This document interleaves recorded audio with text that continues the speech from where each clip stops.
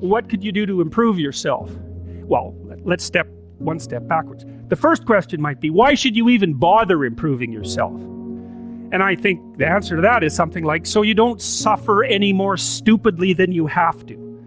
And maybe so others don't have to either. It's something like that. You know, like there's a real injunction at the bottom of it. It's not some casual self-help doctrine. It's that if you don't organize yourself properly, you'll pay for it, and in a big way, and so will the people around you. Now, and you could say, well, I don't care about that, but that's actually not true. You actually do care about that, because if you're in pain, you will care about it. And so you do care about it, even if it's just that negative way, you know.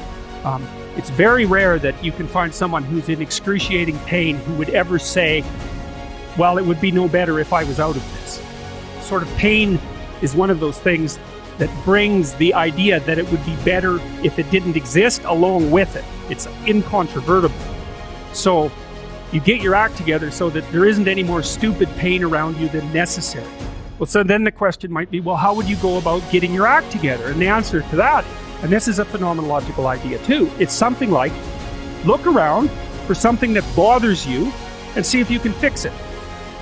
So now you think, well, let's say you go into you can do this in a room. It's quite fun to do it just when you're sitting in a room, like a room, maybe your bedroom. You can sit there and just sort of meditate on it and think, okay, if I wanted to spend 10 minutes making this room better, what would I have to do? And you have to ask yourself that, right? It's not a command, it's like a genuine question.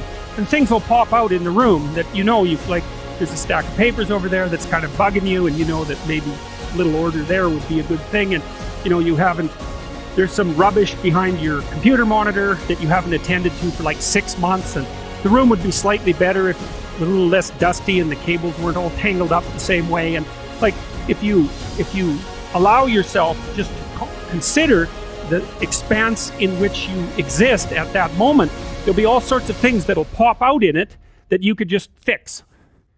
And I would say, start where you can start. You know, if something announces itself to you, which is a strange way of thinking about it, as in need of repair, that you could repair, then hey, fix it. You fix 100 things like that, your life will be a lot different. Now, I often tell people too, fix the things you repeat every day, because people tend to think of those as trivial, right?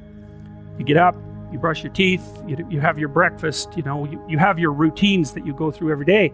Well, those probably constitute 50% of your life. And people think, well, they're mundane, I don't need to pay attention to them. It's like, no, that's exactly wrong. The things you do every day, those are the most important things you do. Hands down. All you have to do is do the arithmetic. You figure it out right away. So 100 adjustments to your broader domain of being, and there's a lot less rubbish around, and a lot fewer traps for you to step into.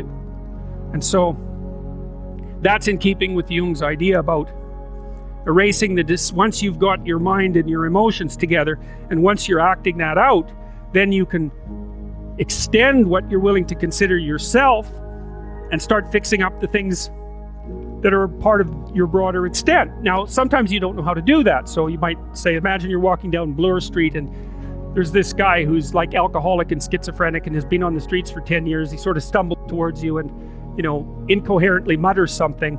That's a problem.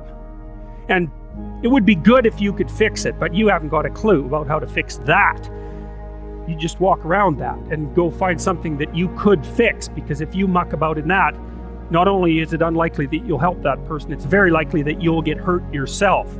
So, you know, just because while you're experiencing things announce themselves as in need of repair, doesn't mean that it's you right then and there that should repair them. You have to have some humility.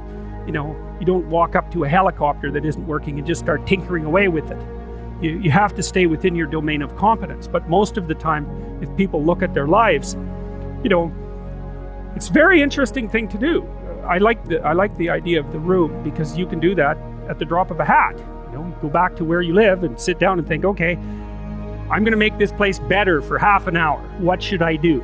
And you have to ask, and things will just pop up like mad. And it's partly because your mind is a very strange thing. As soon as you give it a name, a genuine name, it'll reconfigure the world in keeping with that aim. That's actually how you see to begin with.